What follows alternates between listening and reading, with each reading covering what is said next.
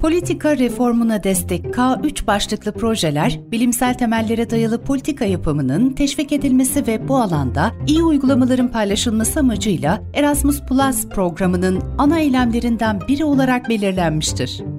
Politika reformuna destek başlığı altında yer alan K3 projeleri, AB üyesi ülkelerdeki politika reformunun desteklenmesi, AB üyesi olmayan ülkelerle bu alanda işbirliği ve iyi uygulamaların paylaşılmasını mümkün kılar. 15 yaşın altındaki göçmen çocuklar, AB nüfusunun yaklaşık %5'ini temsil etmektedir. Bu çocuklar potansiyel sosyoekonomik dezavantaj, sosyal izolasyon ve eğitim diliyle ilgili konular da dahil olmak üzere farklı sorunlarla karşı karşıyadırlar. Bunun yanında mülteci çocuklar çoğu zaman ciddi kültürel engeller ve psikolojik sorunlarla da karşılaşmaktadırlar. Bu nedenle farklı seviyelerde ulusal, yerel ve benzeri bir dizi tamamlayıcı politika ve yaklaşım gerekmektedir. Okul yöneticileri, eğitimciler, ebeveynler, politikacılar ve sivil toplum kuruluşları sürecin içerisinde sorumluluk almalıdır.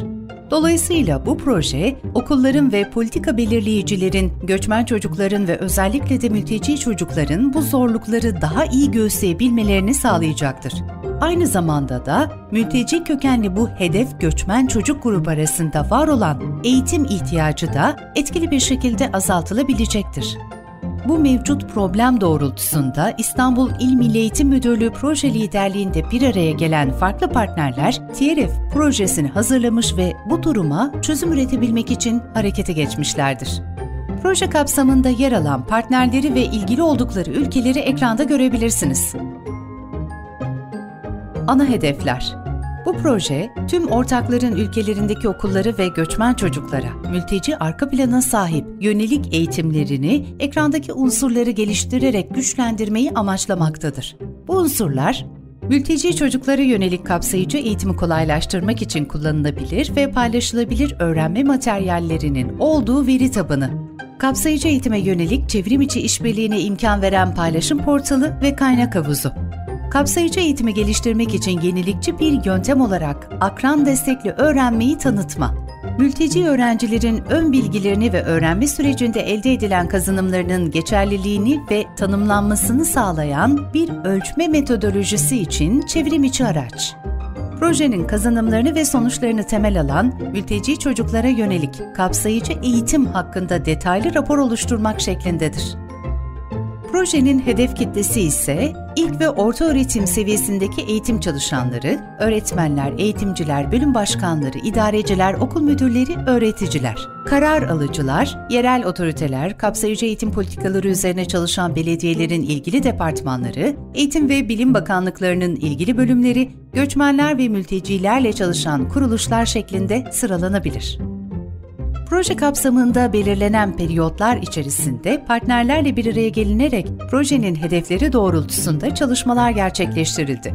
Proje süresi içerisinde yaygınlaşan COVID-19 salgını sebebiyle bazı buluşmalar online olarak gerçekleştirilerek hedeflere ulaşılma konusunda çalışmalara devam edildi.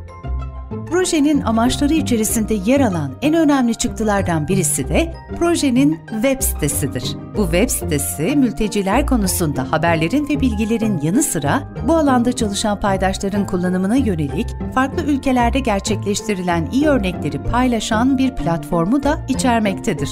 Burada tüm ortakların dillerinde ve İngilizce olarak göçmen çocuklar için kapsayıcı eğitimi kolaylaştırmak için kullanılabilir ve paylaşılabilir öğrenme materyallerinin en iyi uygulamalarının veri tabanına erişilebilir ve göz atılabilir. Aynı zamanda bu platform farklı dillerde içerikler sunduğu gibi iyi örneklere de farklı dil seçenekleriyle erişim imkanı vermektedir. İyi Örnekler platformuna girdiğinizde belirlediğiniz kriterler ışığında uygulanabilir iyi örneklere ulaşabilirsiniz.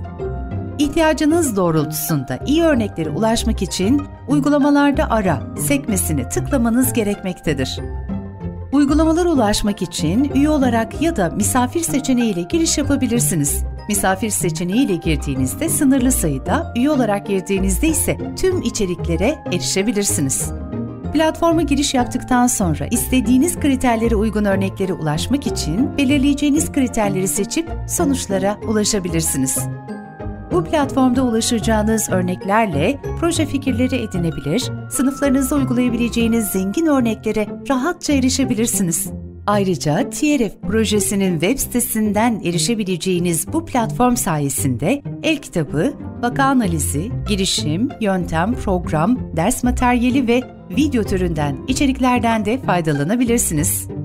Ülkemizde ve diğer birçok ülkede var olan mülteciler konusunda politika önerisi geliştirmenin yanı sıra bu sürecin içerisinde yer alan tüm paydaşlara somut çözüm önerileri sunan TRF projesi, Ocak 2018'de başladığı çalışmalarını Aralık 2021 tarihinde tamamlamıştır.